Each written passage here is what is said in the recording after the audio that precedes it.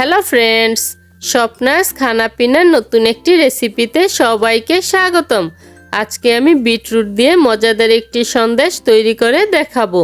চলুন দেখে নেওয়া যাক আজকের এই বিটরুট দিয়ে মজাদার সন্দেশ তৈরি করার রেসিপি।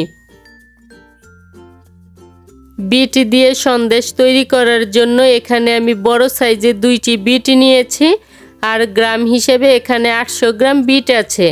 এই বিটগুলোকে আমি ছোট ছোট টুকরো করে কেটে গরম জলের উপর রেখে ভাপিয়ে নিয়েছি। বিটের পুষ্টিগুণটা যাতে ঠিক থাকে তার জন্য আমি গরম জলের উপর রেখে বিটগুলোকে ভাপিয়ে নিয়েছি।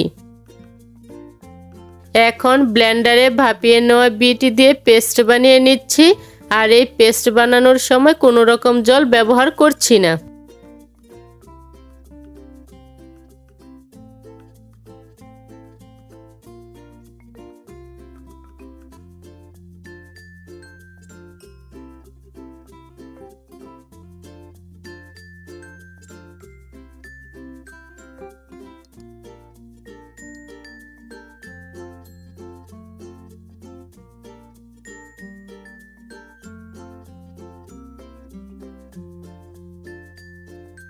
পেস্ট করা হয়ে গিয়েছে। এবার একটি প্যানে 1 টেবিল চামচ ঘি গরম করে নিচ্ছি।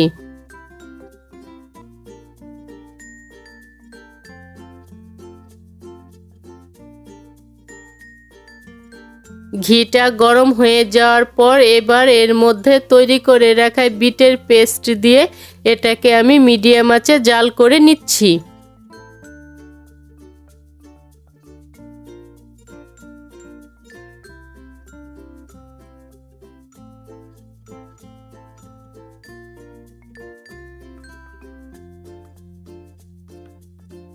পাঁচ মিনিট মিডিয়াম আঁচে জাল করে নেয়ার পর বিটটা কিছুটা শুকিয়ে এসেছে।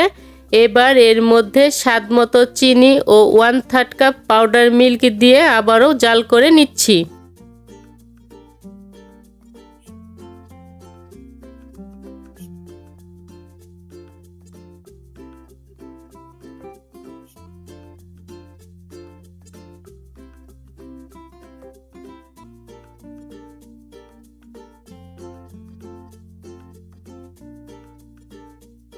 প্রায় 10 মিনিট মিডিয়াম আঁচে জাল করে নেয়ার পর মিশ্রণটা ঘন হয়ে গিয়েছে, আর এটাকে চামচ দিয়ে টান দিলে সহজে একসাথে হয়ে যাচ্ছে না।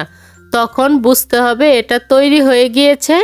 এবার এর মধ্যে 1 চা চামচ ঘি ভালো করে মিশিয়ে নামিয়ে নিচ্ছি। নামিয়ে ঠান্ডা হয়ে যাওয়ার পর এটা আরও ঘন হয়ে যাবে।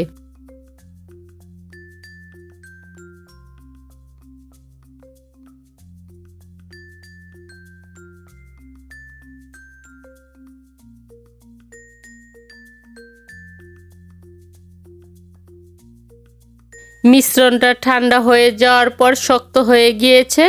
এবার সন্দেশগুলো তৈরি করার জন্য এখানে আমি কিছু সাজ নিয়েছি। সাজের গায়ে সামান্য ঘি মেখে এর মধ্যে সামান্য পরিমাণ মিশ্রণ দিয়ে সন্দেশটা তৈরি করে নিচ্ছি।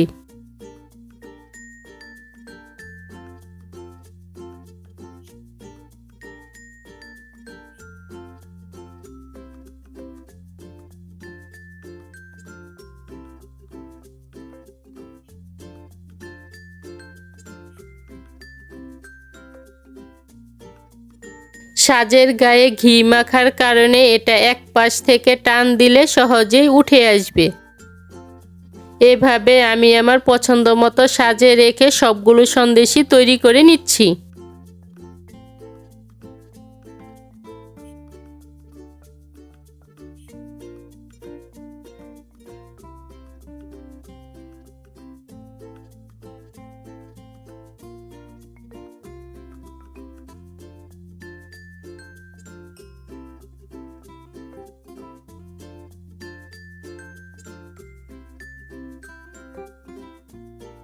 তৈরি হয়ে গিয়েছে আমার বিট দিয়ে মজাদার সন্দেশ।